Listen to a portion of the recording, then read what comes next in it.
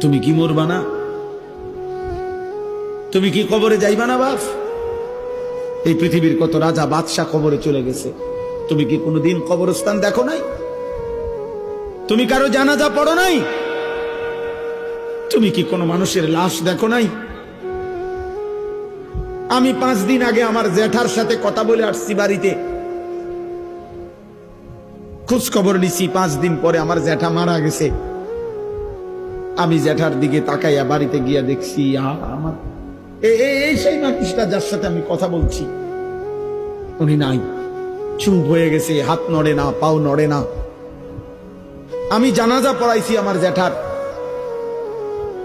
তো জানাজার আগে আমি আমার জ্যাঠার কবরটা খালি, তখন কবরে রাখে নাই। আমি কবরের দিকে তাকাইয়া অনেকক্ষণ 8-10 মিনিট হইব, আমার বাবার কবরের পাশে আমার জ্যাঠার কবর। আমার আব্বা আগে ইন্তেকাল করছে। আমার জ্যাঠার কবরের দিকে তাকাইয়া অনেকক্ষণ খালি কবরের দিকে তাকাইয়া ছিলাম। তাকাইয়া আমার মনে হইল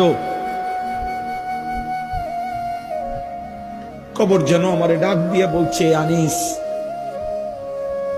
আমার কাছ থেকে 1 মুঠ মাটি দিছিলাম আমি তোমার জ্যাঠারে বানাইবার জন্য, আজ আমার মাটি আমি ফেরত নিলাম।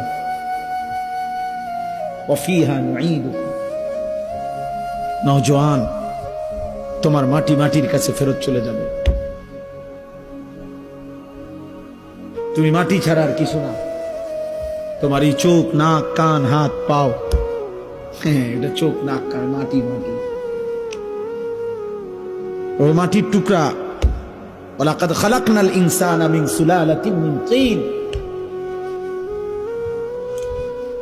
আল্লাহ বলছে শুকনো মাটি থেকে, ঠনঠনে মাটি, আমি সেখান থেকে মানুষকে সৃষ্টি করেছি।